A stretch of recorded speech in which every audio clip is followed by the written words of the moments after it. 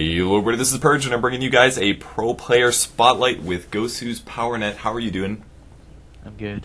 Okay, well, why don't we start off? First of all, I haven't done a player spotlight in months. It's been so long since I actually had time to organize one of these. But I'm happy to have you on. Why don't you tell the viewers a little bit about yourself, like your team and your Dota history and stuff like that, and also your age and where you live. I found out like halfway through Leaf's interview that he was only like 17, so I was kind of blown away from that one. Okay, I'm PowerNet. I'm 17. I live in the United States, in New York. I've been playing Dota for probably over 5 years. A couple of big teams, and now I'm on Gosu.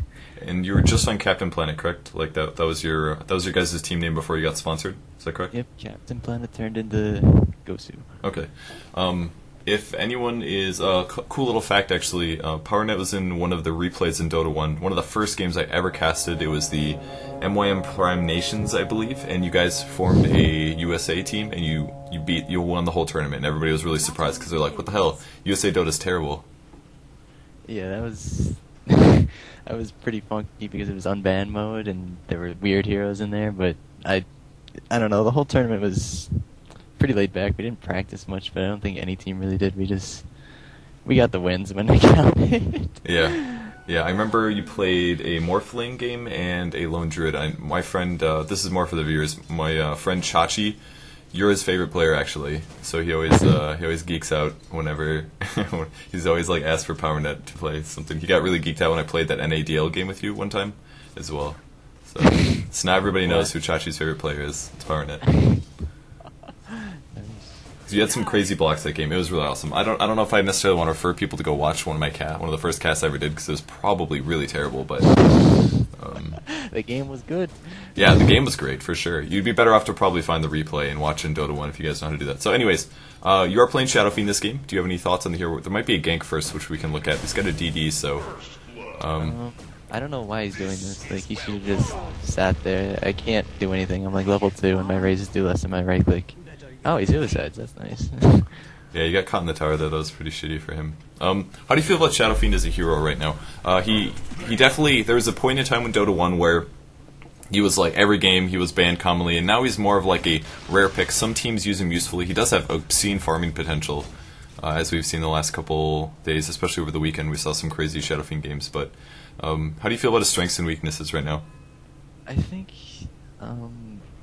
he's good mid. Like, if you can protect him well. Obviously, if he gets roamed on, he's just gonna be like any other hero. It's gonna be really useless. Mm-hmm. But he maxes out really quickly. Like, if you play it right, you can get like a butterfly manta BKB by like 30 or 32. Mm-hmm.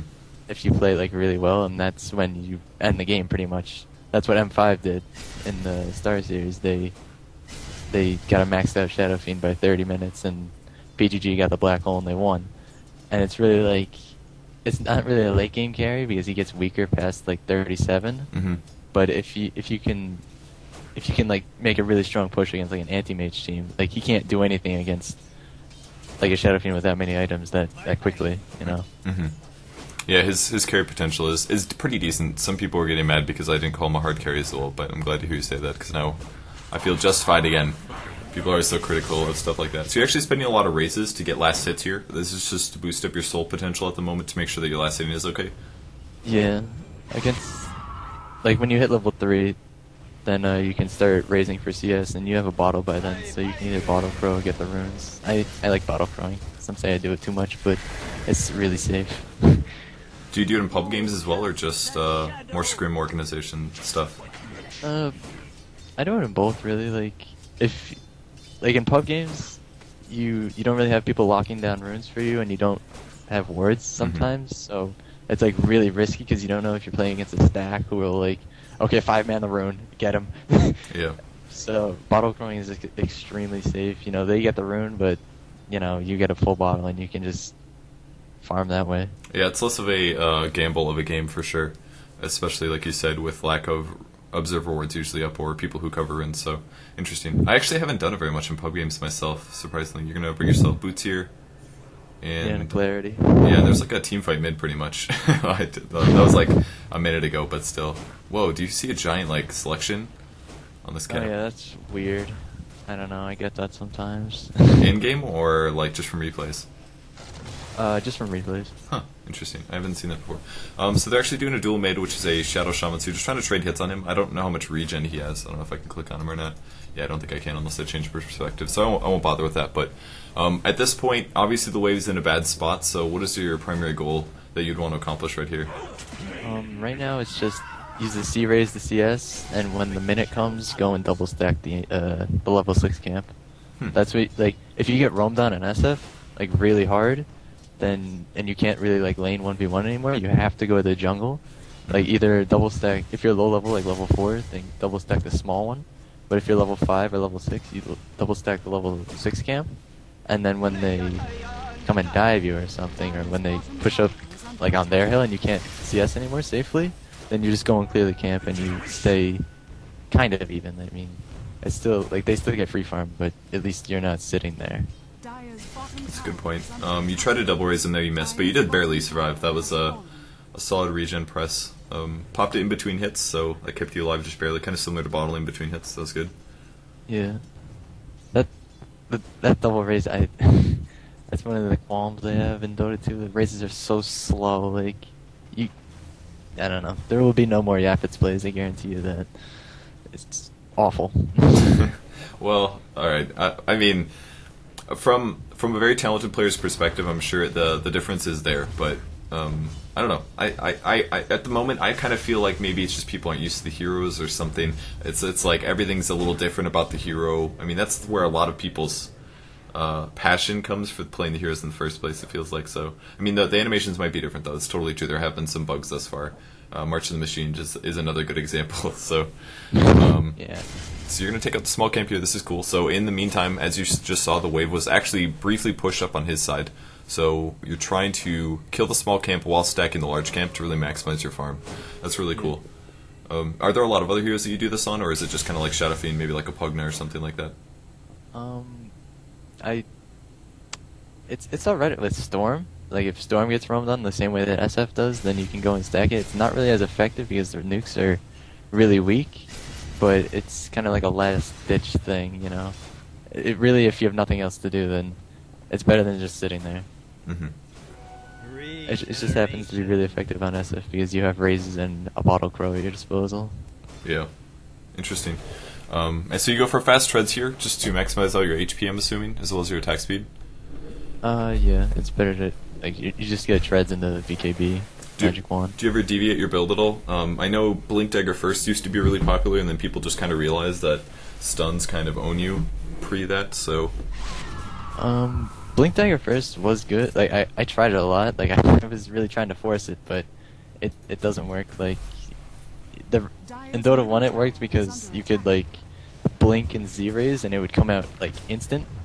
But now that it's slower, you're just kind of useless, and it doesn't really fit the metagame anymore. You just, like, you have to get the BKB and you have to DPS, and Blink Dagger doesn't really let you do that.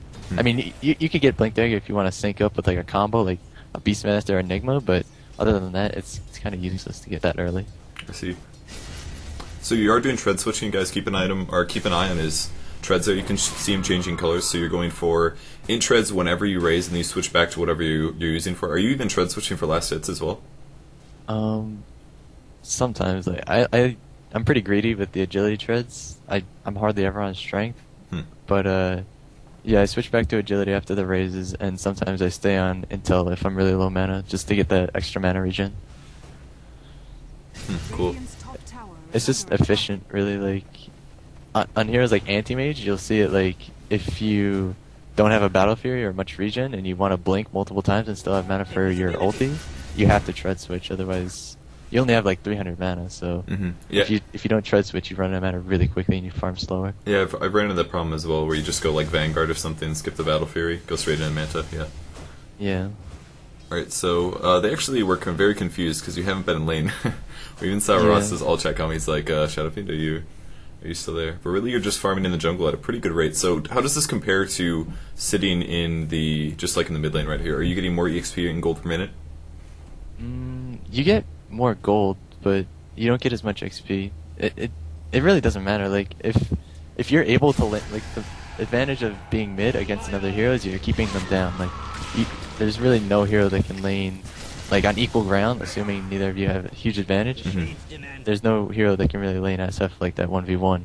So you're keeping another hero down. If you're just jungling, then you're not keeping another hero down, and you're just, farming for yourself. But you get like a faster Ogre X if you go to the jungle. Oh, I shit talk you. It's okay. They have had like 3 heroes mid the entire game, so it's understandable. We all get frustrated, believe me. So. Yeah, it's annoying getting like spotted in a game, and it's like, okay, he's playing SF. If we don't gank him, we're gonna lose. Hey, I've been there before too. You have to play against Invoker every game or Anti-Mage all the time, especially when it's just AP. Like my friends pretty much just play RD now, so you don't have to worry about it as much. But then you have to worry about having worse heroes, stuff like that. Like just not having as good as supports. So. Yeah, RD is a funky mode. Everyone always picks like the fun heroes first, and PowerNet CM comes out. Yeah, PowerNet CM, definitely the best way. Definitely, yeah. You're kind of blowing in your mic, by the way. I don't know if you know that or not, but. Oh, sorry. Okay, so you went back to the bot lane instead of going mid. Choices for this or reasoning? I guess your first tower is down, so I guess you have a little bit more space to farm, but. Yeah, after I saw like the quad lane mid, I wasn't really gonna go back there, especially since it was on their hill when I was going to choose a lane. And I'm just trying to like play it really, really, really safe here, like freeze a lane and try and get an Ogre X. And they're gonna kill you again, so. They don't want to let that happen, so. Yeah, you're trying to juke the split earth there, but he did stop cancel it a couple times, so. That was kind of unavoidable, especially when they run up the lane from that. There's not really like a great ward placement that you can put there, especially. I mean, we're at 10 minutes. Looks like you guys have 1 ward up, but that's about it at the moment. So. Yeah, I believe you ran in with phase boots. I'm yeah, not he sure did. if you guys jacked out. Yeah, that's pretty unavoidable in nighttime. Yeah, those kills always suck. So you're gonna take a slight tower disadvantage here. So now you are 1 and 2. You're negative. Yeah, weak SF really. Like. Right now, I'm just looking to find a lane and freeze it, or go in jungle for like 5 minutes. Like, I'm not gonna come out and do anything risky until I have an Ogre X. I only have 700 HP, and if I get stunned or slowed or attacked or ulted by anything, I'm gonna... Do you ever feel like you have trouble making that distinction? Like going, like, for example, some games when I feed, it gets really bad because I just, I feel like my... strengths of my hero are so heavily shifted that despite me playing aggressive, I still get screwed because I'm at such a disadvantage.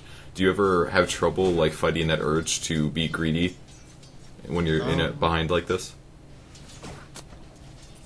With some heroes, you have to, when you get behind, you can't really just sit in a lane by yourself because you're just going to be more of a detriment to the team, like trying to catch up.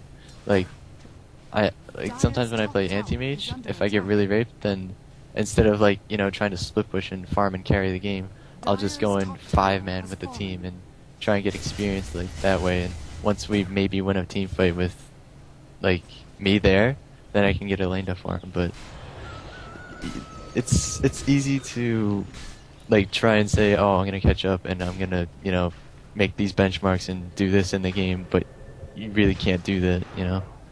I don't know if that made sense, but I think so. Something about benchmarks. Like it's definitely hard to analyze. Like every game is very diverse, so it comes down to a lot of questions. You're gonna actually get ganked again here. Dang.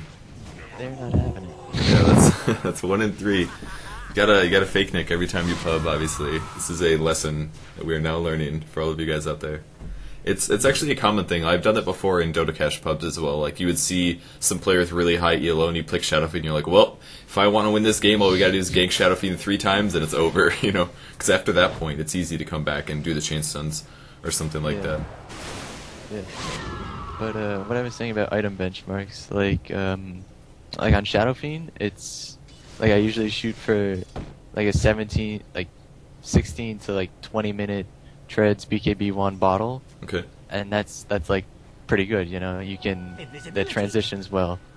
And like the next benchmark would be like a 24 to 26 minute Manta, and that transitions well into the next benchmark, which is like Butterfly or MKB depending on what heroes they have, or Blink Dagger or whatever. And that's just like as a carry, if you keep those, like no matter like depending on what CS you have or towers you take or kills you have, that's like those are the benchmarks you want to have to be able to like maximize your efficiency. Huh. So do you actually look at timers and stuff like that? Like Oh yeah, like if I see that I'm behind and like I'm not gonna make a benchmark, then I will go and farm. so it so if doesn't you're like really too go busy well, ganking, but- for example, or I like what would adjust you to say what would you do? What would you be doing that would say, okay, I need to stop what I'm doing and go to farm? If I didn't have an Ogre X by 12 minutes, I would definitely just sit in the lane, no matter what I was doing. Okay. So for example, if you're behind, you'd say, okay, there's no way that I'm gonna go gank the top lane right now because my farm's Yeah. behind. Okay. Like on Storm, it's kind of easy to like get carried away with like because you're a hero that can just go into a lane and kill anything pretty much. Mhm. But you have to realize that I'm actually gonna need like a BKB or a Linken's or an Orchid or whatever build you want to go on Storm, Mhm. and you actually need to like prepare to be useful in 5 minutes, not go and get a single kill and be like, I killed you, but you need to be able to do more, you know? Okay. Yeah, that's interesting. I don't know if it's just because I don't play enough heroes, like I don't play the same hero so often. I play like, I think my most played hero I have like 20 games in out of like 300 or 350 or something. I don't know what your numbers adjust to, but do you feel like that's more of like an impact of just playing one hero all the time, that you're so much more familiar with timings, or is that just something that you look at for all the heroes that you play now? It's definitely more of like a thing you acquire in practice. Obviously, if you just pick up a hero, you'll have no idea like what time you're supposed to have these items or how farmed you're actually supposed to be. Mm-hmm. Like if somebody like I rarely play Furion, and when I did, I got like I asked my friend like, is the 20-minute Ags good or 20-minute Mech Ags, and then they're like, yeah, it's good, you know. Like you want to have certain items by certain times. That's like when people look at like the Chinese like super farmers like burning, it's like, oh my god, he's got like a 21-minute Manta Lincolns on Morphling. That's insane, because it is like because the actual timing is like 26. You know, if he pulls it back 5 minutes, that's ridiculous, especially for someone like. Obviously, it's nice to see like as a fan, but for me, it's like you really can appreciate that. So do you watch a lot of Dota 1 replays still of the Chinese players? Not as much, because the game is so different. Like Dota 1 was more like you could farm up a single hero and carry the game, like as Burning did sometimes with Morphling. Mm-hmm. But now it's you just can't do that. What's the difference that forces you to not be able to solo one-man carry? Are you talking about the metagame, or are you just talking about like game differences? It's kind of like picks and play at the same time. Like right now, like heroes like Enigma are picked like Enigma is picked every game in Dota 1 too, but like now it's like you have Leshrac. It's kind of like older Dota 1. Like you would just group up as 5 and take towers. Like right now they have Leshrac, they have Rasta, and Tide. They're just gonna 5-man lane, and if you don't stop them, they're gonna take 2 towers. If you try and stop them, they'll maybe just take 1.5. But like if you try and farm up like the whole game, if you get picked off once, they're just gonna take all your towers. Like a lot of jungle heroes like Shen and Enchantress, like Navi play, they'll just get picked and they'll push you so quickly that by the time you think you'll be able to carry, they'll be like their supports will be so from all the tower gold, you won't be able to kill them. Like as a carry, you can pick off like the weaker heroes to get your farm up during like a team fight, but you can't do that anymore. So like when they have like a mech up on like a weak support like Venomancer, you can't kill him, and it's just like, oh, what do I do in fights? I do very low DPS or relatively low DPS, and you just can't snowball as quickly, and that leads to you're not really useful in the late game compared to 5 farmed heroes. So you popped a pretty early ulti in that fight, just because you probably didn't want vision of them to disrupt you. Is that why you popped it on the other side of the trees? Yeah, and if they were approaching, then they would just take so much damage, and I was safe because I didn't have BKB. Okay. If I went in vision and did it, then they could all just focus me no matter what they were doing.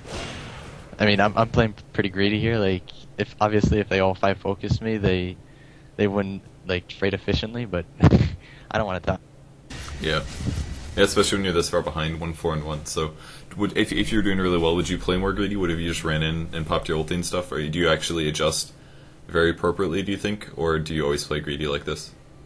Well, this isn't really greedy. I'm playing pretty safe here. Like, I probably, if we were ahead, I probably would have a BKB in that fight and just run in an ult because they don't have any spells to stop me. Like, so I probably would have just ran in an ult because it's pretty late right now. It's 19 minutes in. If I didn't get ganked, like, what's my score right now? 4 times. I would have a BKB probably 2 minutes earlier, and I would have just run in and ult. Okay. And they can't stop me. So yeah. So at this point, you're still completely focusing on farming. You keep finding stacked camps randomly. Was someone else doing that for you, or just random stacks? Do you know? Oh yeah, I think I said it over voice chat or something. I told the VS to start stacking camps for me because it's good to do. It's not like just because it's a pub game. I told him to do it for me, but if like your support is just doing nothing and he can stack camps instead of feeding, that would be great. I mean, as anti-mage, you can like tell your supports to start stacking like the ancients or the level 6 camps. So when you get battle fury and you're actually able to take it, you just get like a boost to farm. And what else could you be doing? Like warding, sitting behind someone in a lane, and since we're defensive, they can't really gank. So it's better than nothing. Yeah. Interesting. I find that most support players just have trouble knowing what to do. It's tough sometimes. They're always like, oh, what should I be doing right now? And then I have to like take focus off of what I'm doing and help them play the game better. Becomes kind of a problem. But something that's easy like that is definitely a good tip to give. It's actually something a lot of new players could definitely do. Just look at the clock whenever you're in the jungle and say, oh, it's almost 50 seconds, I should stack this. Even if the wave's not dead, just pull it back, stack it up, and then your AoEs go a little bit farther. Assuming you're high enough level to afford that. So you guys do pop a smoke here. And are you looking to team fight for a specific reason? Just because you have your BKB up or what? Yeah, I got a BKB and they don't know it. So if they like see me first and it's like, oh, disable, no BKB ult, and they're all next to me. So that's really what we're going for. And we're really behind too. Like, this is one of our strongest times.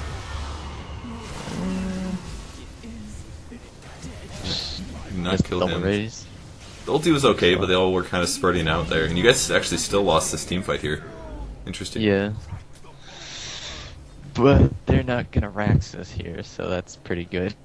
Yeah, you can always double raise it or something. Yeah, right now, I kind of accepted the fact that if they pushed, I couldn't do anything, so I was just gonna try and get some split farm, or I'm gonna try and split push them. But instead they go for an Aegis, which they can probably do pretty well. Yeah, like if you can accept that you can't contest it, it's better than going there and do nothing. Like if we all went there, we'd either die or think it over and then finally come to the realization that we couldn't do anything and we wasted a bunch of time. And they're backing off. Yeah, they backed off. Apparently they don't have any vision, that's why. They're scared. Oh, you think so? Oh. Yeah. I'm guessing they didn't do enough damage either. I don't know if they had an Urn or something, but they don't really have anybody that can tank it super well. Oh yeah, they don't have roster words, so...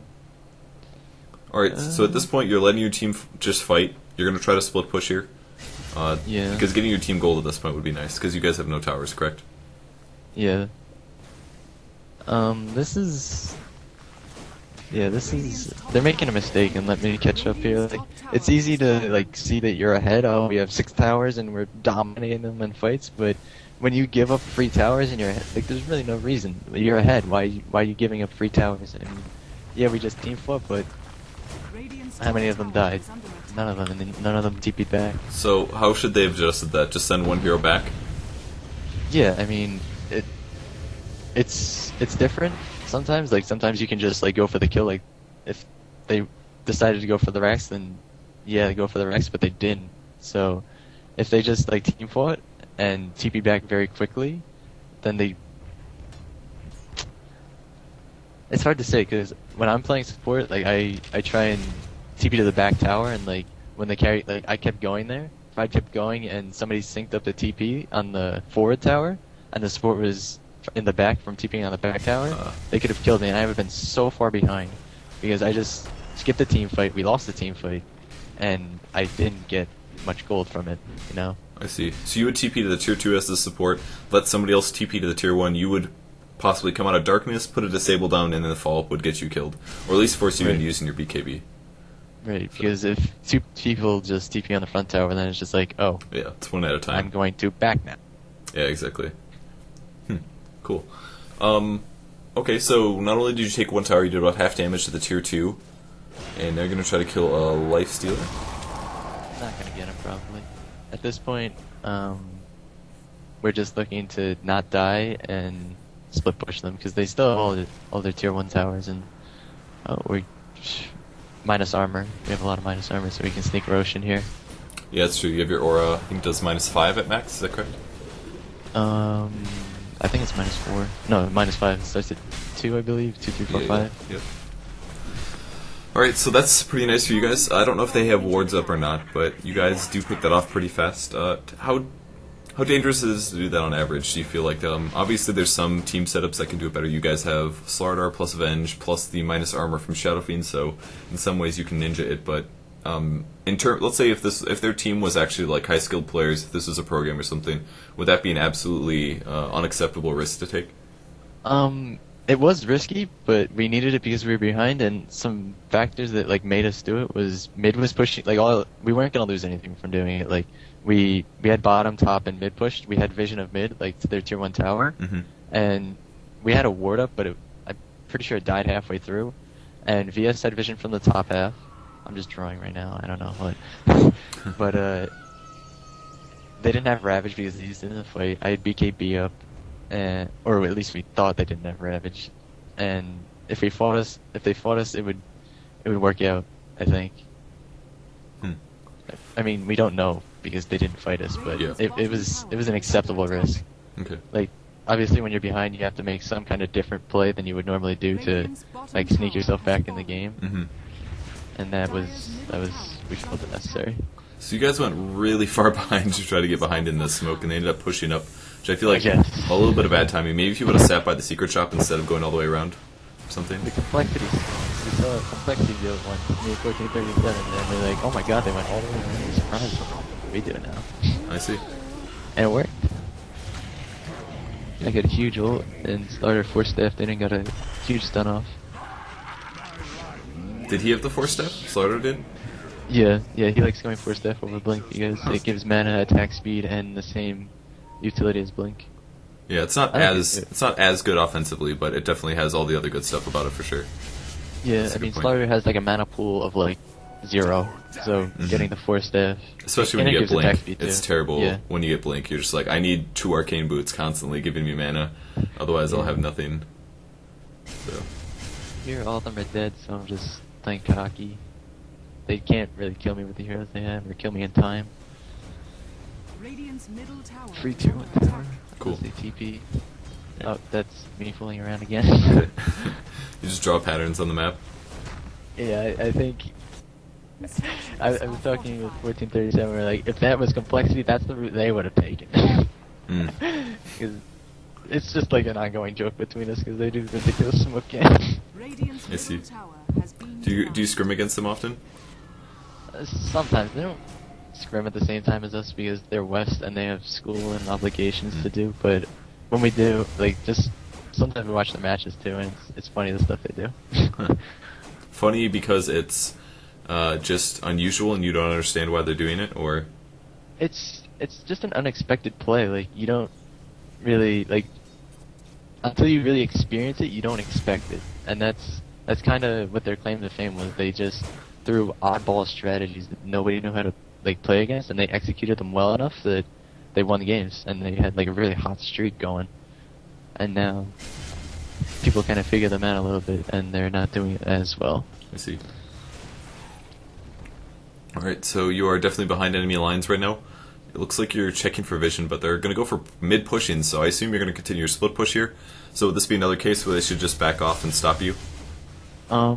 They can't really do that now because at this point, like, it's like this is what the strategies kind of do. You either like team fight S5 or you split push, and if you go back to stop the split push, you're just kind of giving into their strategy of like split pushing you, and like you have to get the push fast enough that they can't really gain a lot from you just sitting there. Like they can't really take the tower very like boldly, so they kind of have to pick someone off. And that's why they have the smoking, and you don't really see how hard they had to try to do it because they were so far up early game.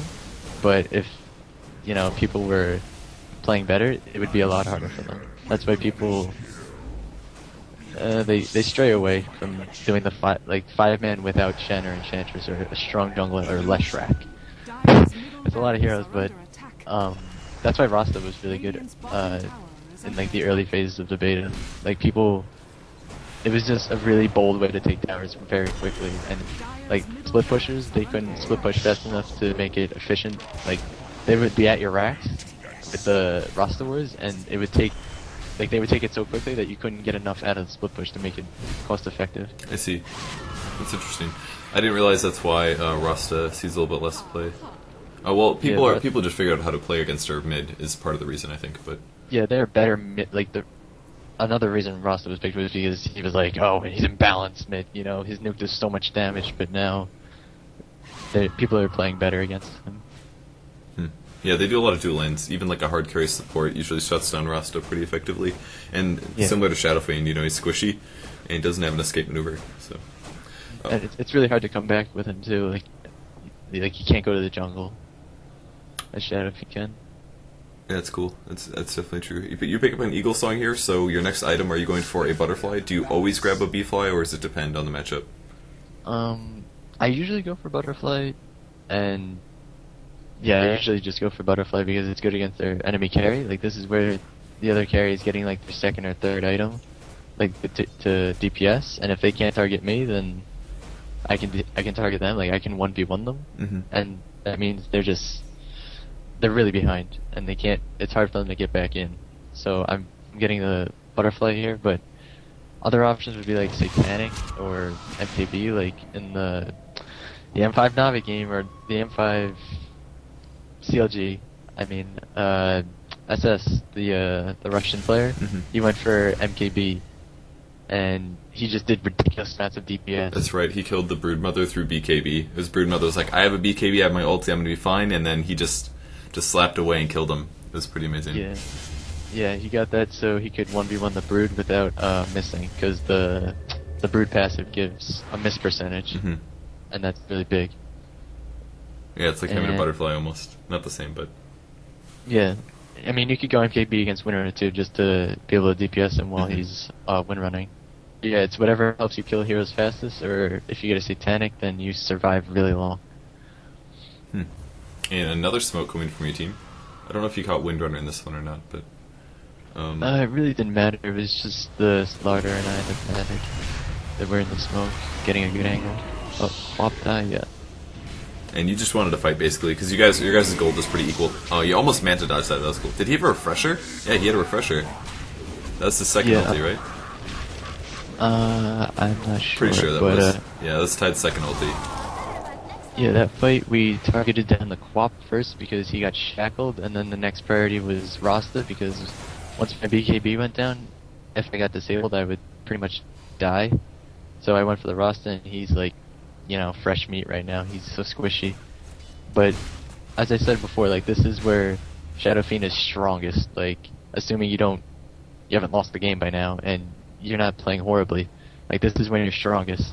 You're so, like, I don't know what the Naxus farm, the Naxus farm is not equal. Because, like, that's just how Shadow Fiend farms. He farms faster. But then he kind of tails off, because you don't get much stronger than this. So this is when you're looking for fights, and you just dominate a fight. I see. So you don't really worry that much about your ulti, generally. You just kind of hop in BKB, apply the slow and the damage, not really looking for any kind of wombo combo or anything like that? Yeah, the ult doesn't matter as far as the damage goes.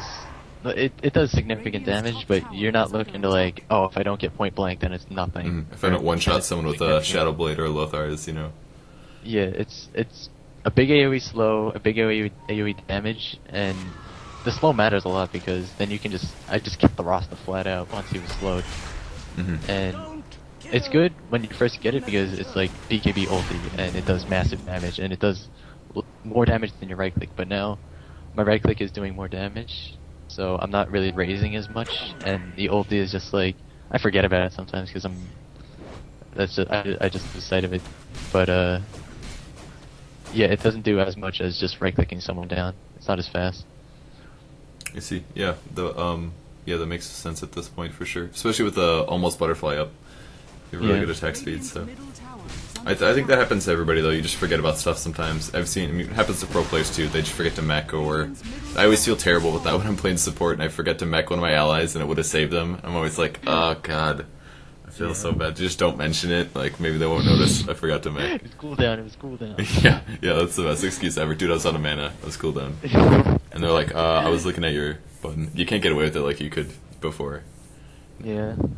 Which is good. You can always find out which one of your allies. I had a Nature's Prophet today, actually, who's like level 5 without Sprout in a pub game. I was like, that's just not going to work, man.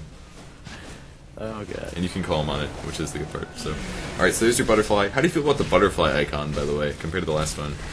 The butterfly looks really cool. It actually, I'm glad they kept the color, because Yeah, me that's too. how I kind of identified butterfly.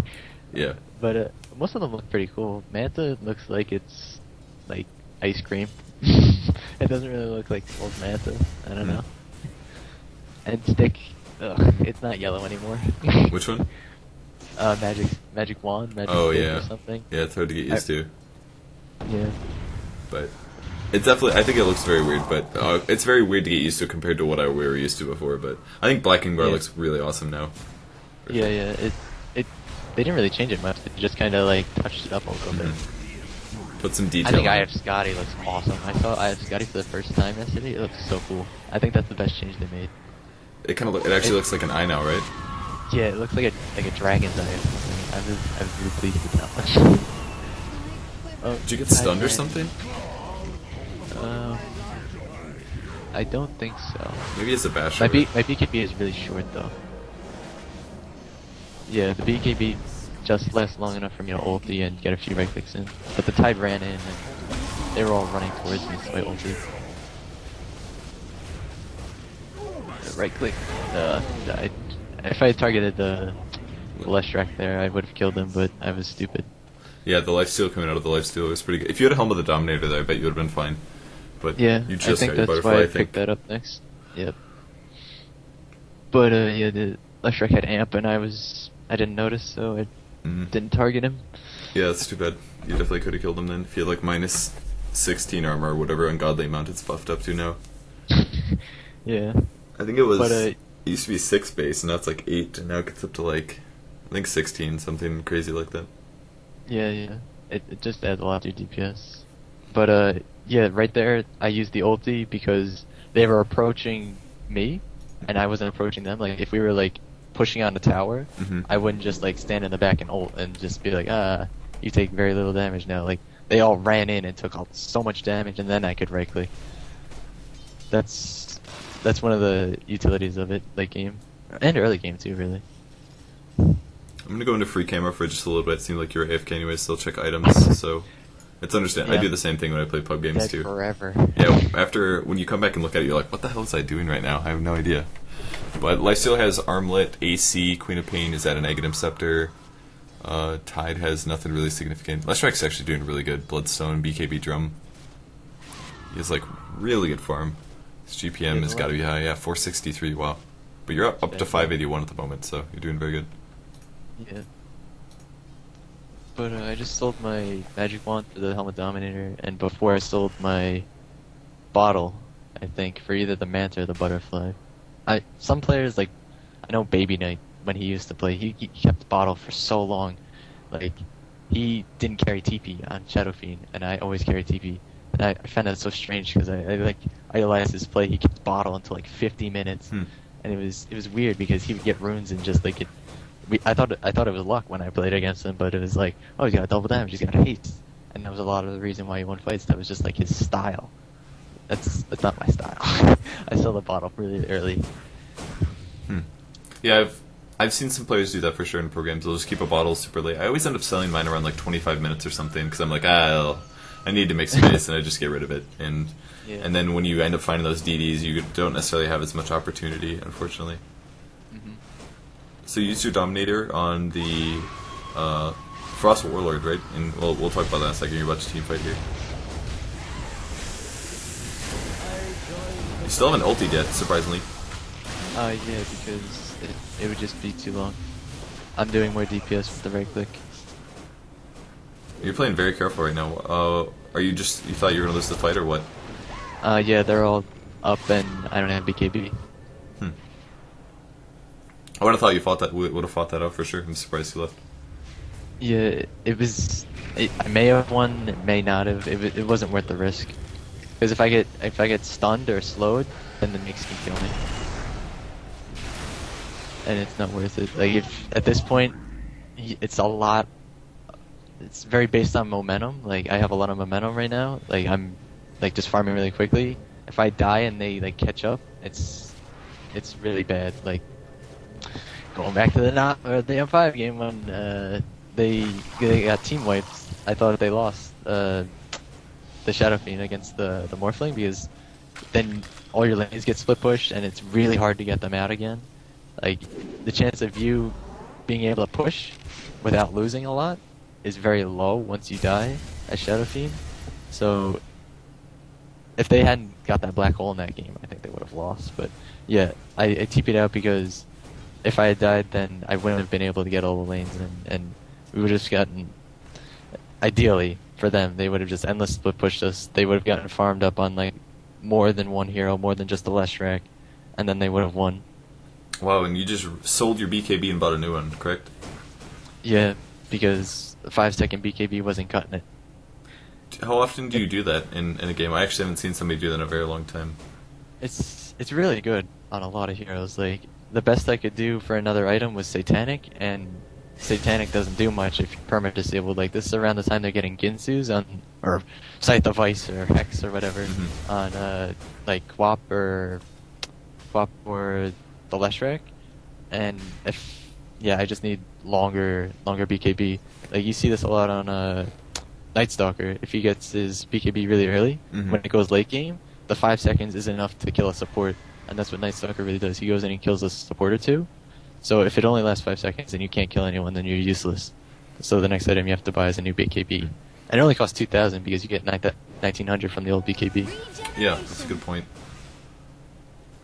Yeah, I haven't done that before, but that's very good reasoning. Makes a lot of sense. Yeah, because with a 5-second BKB, the Tide can just hold his Ravage. Like the whole point of it is to dodge the Ravage and not get screwed by the Rasta.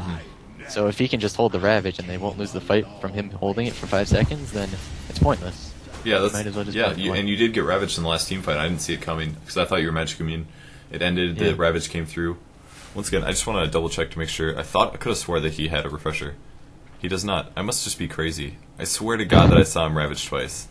All right, I'm just crazy. I don't know, man. That was pretty early. That was like 30 minutes. It's pretty unlikely to have a Tide with Ravage that early. Yeah. Should have called me on that. Now I look like an idiot like 20 minutes ago, but that's pretty typical. Just it is pretty funny to see a double Ravage, though. Yeah. It's underrated because I never saw Absolute Legends game where they did it, unfortunately. Yeah, I think Bleak was playing. Bleak I think it was Black Shaitan, actually, because I was talking to Gods about it, and he was like, this is the dialogue he said, he's like, wait, so you're getting mech, and you're getting a pipe. He's like, hell yes, that means I can get a refresher. That's exactly what he said. So. Wow. It's really funny, though. It's underrated, but because it's a support hero, but on a farm Tide, you may see it more. It's just like, here comes the second one, and you're all dead now. Yeah, no kidding. If you can disable their whole team for like 6 seconds, that's crazy. That's like, it's a guaranteed black hole if they're not Magic Immune. That's more than black hole, of course. But alright, so now you're playing really aggressive now. You do have your BKB at full, so taking damage or being initiated on it isn't a huge issue at least, but since the gold graph I'm sure is pretty equal in your guys' favor, or at least you guys are feeling strong, are you just looking to take a Rex at this point? Yeah, the reason I was playing up so far was because I don't think the Rasta has a blink. I could check now, but that's cheating. I don't think the Rasta had a blink, and they don't have like any instant disables. I don't think they have a Hex yet, so I can react fast enough to... I don't know if you heard that, but... yeah, they don't have anything to instant disable me. Like, they could run into vision and try and Hex me, but I think I would be able to react to that. That's just like... Your epic reaction times from playing Dota for so many years? Yeah. Like, they're not going to get me with Split Earth. They're not going to get me with anything. Like, they don't have... they can't blink in and Hex me is the fact of the matter. And so I can just BKB in time, and my whole team was sitting behind me. And if we get a Shackle or Slarter 4 stabs in, and they're approaching me, then I can just ult and kill them all. But if they had like a blink hex, it would be a completely different story. So it looked like you guys are obviously waiting for Roshan. Like you said, you were kind of baiting things out, and you said you could use your Black King bar in time, but would you guys feel comfortable doing a 5-man team fight at this point if you had an Aegis up, or would you rather just get a gank off? Let's say Aegis is out of the story, let's say it's long on cooldown, nobody has it. Would you, at this point, 5v5 team fight, or would you be looking for a gank first? Is that, I mean, that happens a lot in pub games, for example. People will be like, oh, let's gank first, and then they'll grab a smoke, and it'll take like 3 minutes before you actually find somebody. How hard is it to find a balance between ganking first and waiting out Roshan? You really only have to gank first if you can't enter the base. Like, right now we can't enter without creeps, because then somebody will get hexed. Like, they're like, if you're just sitting at their ramp with no creeps, like, you don't have as much vision. Like, that extra vision, it makes it so they can't really go on you instantly. If we're just sitting at the ramp, they could maybe like get lucky or something, or some kind of fog will allow them to run up and hex me, and then we lose because I just get perma disabled. And what the creeps do is, yeah, they add extra vision. So if you can't get up the ramp, like we can't right here, the Quap is just ulting flat out just to clear the wave, then you have to split push or get a gank, or wait until you're just flat out strong enough to push the ramp by yourself. And yeah, that's when you have to smoke gank. Okay. What's your timer at? I think you're like 3 seconds ahead of me. I'm at 45:31 right now. 34. 2 seconds. 35. I will go to 2 speed for a second. Okay. It's not. What time are you at? 45:42. Yep. Okay. We're good. Alright, so now you can use your Manta to do some damage to the tower, just to weaken this down. I've seen a lot of teams do this. They'll just sit back, use Manta, and wait till it's off cooldown again, and then push back in. And I also noticed your waves are all pushing in as well, which is the important part. So it actually gives you time to be able to do this. At this point, it wouldn't really matter if all the waves were pushed out. And, it wouldn't matter because they don't have any strong DPS carries that can really, like, take our base, you know. And if they could, then I would buy Boots of Travel and just, do that. But, right now we're just like poking at their tower because we can't really fight them without creeps, and we're not gonna have creeps because of the Quap with the Aghanims. So we're just kind of sitting here, like, every time Manta's up, we do a little bit more damage until we can actually just go up to the tower and just take it and team fight right there. I'm pretty sure that's what happens. I think you're buying Satanic, correct? Yeah, I went for Satanic because I can just sit there and DPS with my new BKB. They can't, like, they don't have anyone that can just, like, 1v1 me, and they can't just, they don't have enough disable to kill me in the duration that they're able to disable me for. So if I just come out of the chain disable and they don't kill me, then they lose. Just flat out, they lose. Because their whole strategy is like to burst me down or kill everyone else. Team fight. Alright, so you got Ross, you got lucky on Queen of Pain. She was stunned just long enough to die. And now you're gonna trade hits with Lifesteal. You haven't even used your Satanic yet. Yeah, here's where Satanic comes in. I think, yeah. I think that the power of it. That counts. They didn't kill me in the time that they disabled me, so it's over. I don't know why I tried to hold back. Whoa. Yeah. That was some right-clicking right there. Did you just take your hands off the keyboard and scream during that part? That's what I would have done. Yeah. I'm like, Satanic, come on. Yeah, that was really close. Oh, if you die right now, I'm going to be disappointed. Oh, I have Vegas. It doesn't matter. Oh, I know, but it would have been cooler if you just, like, survived hard. It's okay. You already did that once. Can't woe Dota every game, I guess. So. But yeah, they couldn't kill me. Like, they killed pretty much the bulk of the team, but they couldn't kill me because of the Satanic. And from this point, it's over. I think I could just get Boots of Travel now, and they can't stop me really. They don't have. I can 1v5 their team pretty much with a BKB. I don't know, man. That was pretty close with just Lifesteal or Tidehunter. Yeah. Maybe if you had, like, I don't even... What would you get next for an item? Boots of Travel, of course. Maybe, like, a Scotty or something. Do you have an orb? Right here would probably be MKB. Because, like, if you take a fight, like with MKB, you can take a fight anywhere. Like it doesn't matter if you're downhill. Oh, that's true. Like I never thought about that before. Interesting. yeah, that like when you're most range heroes can't. What am I saying?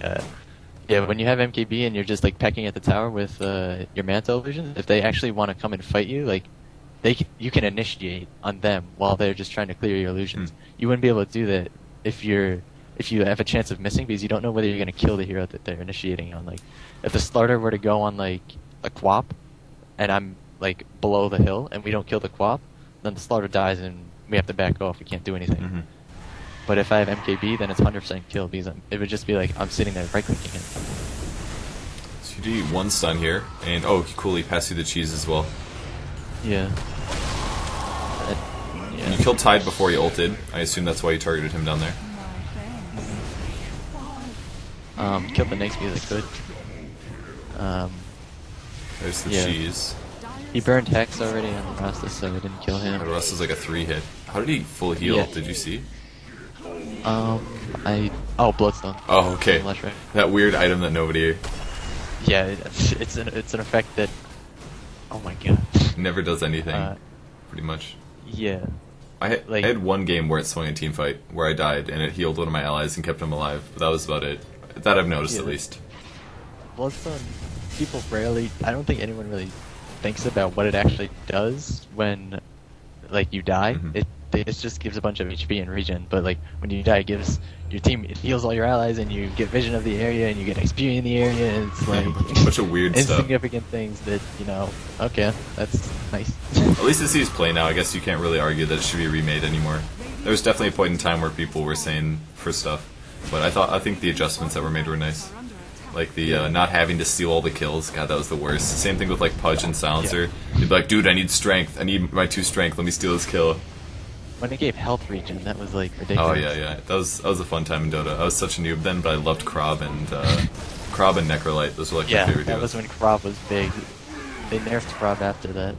Like you would buy Bloodstone, and because Krob's strength gain was like imbalanced, and the spirits were imbalanced pretty much, they had to nerf everything about it. They took away the health regen. They took away the strength gain from Krob and Necrolite, and basically any hero that could ever buy Bloodstone. And Enchantress too. They nerfed Enchantress. Oh, that's right. I remember they nerfed her strength so many times. Was that because people were playing her as a carry or something? Or she was just too tanky? I don't remember. I don't think I watched them in professional replays at the time, so I don't know what was getting Enchanter nerfs. Do you know? Wait, say that again? Do you know what was giving Enchantress her nerfs? I wasn't watching professional replays at the time, so I didn't know what in the professional scene was impacting it. Enchantress had too high of a strength game, and like she could solo mid and you would be able to kill her. Okay. That was when Impetus was her ult. Her skill, Still. yeah. That's right. No, I wasn't sure whether her. I'm not sure when they made the Impetus the ult, but it was a skill for a while. I don't think it was back then. I think it was the ult, but you couldn't touch it. Like that was when like Beastmaster and Bloodseed. When I was playing Bloodseed, going mid, and Enchantress could beat all of them, and you couldn't touch her once you got the Bloodstone. It was just like you could pick Ursa and try and kill her because you wouldn't get slowed, but no other melee carrier could touch her. Really, it was just like auto ban Enchantress, like you would auto ban in poker. It'd be a crazy day. All right, cool. Well, I guess we're at the end. Thanks everybody for tuning in. I'm gonna try to do these more often, so if you guys have any players that you want me to talk to, I can probably work on that. Thanks for joining us, PowerNet. We appreciate it. Do you have any social media or anything that you want to plug? I'm on Twitter, GhostToPowerNet. Check out it's ghost2.com. And yeah, shout out to Dota2. Are we going to see you participate at LANs or anything in the future, or is it all just online stuff for in the meantime? If there's a DreamHack we can go to and we're actually invited or qualified, we could probably go to that. May see me at the LAN there, but aside from that, I don't know. Yeah, there's not a whole lot of LAN tournaments in the US, so yeah, sad day, but someday. Hopefully the international. Yeah, international. I'm going. Hell yes. I'm gonna meet so many awesome. There's gonna be so many awesome people there. I can't wait to go. But that's still like 5 months away or something. Yeah, it's gonna be a blast though. Yeah, it's gonna be sweet. Especially if I get invited. Fingers crossed. Well, I hope you guys do really well in the future. It'd be fun to see you guys do well. Maybe take over. Well, you are all your players North American now? Yes, all North American. Okay. 4 Americans, 1 Canadian. I see. Good enough. Close enough. Yeah. All right. Thanks for tuning in, guys. We appreciate it. If you liked the video, go share it with your friends. I'm going to try to do more of these often. And if you haven't watched the ones in the past, I did spotlights with Leaf, Nada Hacks, and Dami, I believe. So this is my 4th one. So going to try to make more so you guys can be more connected with the players. And once again, go follow them on Twitter. It's GoSuPowerNet. I'm going to put the link in the description below. If you guys have a Twitter profile, you can go follow him there. And do you stream or anything yet? Not yet, but hopefully in the future. Okay. Nothing to plug quite yet. That's okay. But I'm sure that he'll start announcing that on his Twitter. So you guys should go follow him. All right. Do you have any last shout-outs before we get going? Shout out to any Dota, shout out to my team, and shout out to Irma, of course. Okay. Sounds great. All right. Thanks for watching, guys. Bye.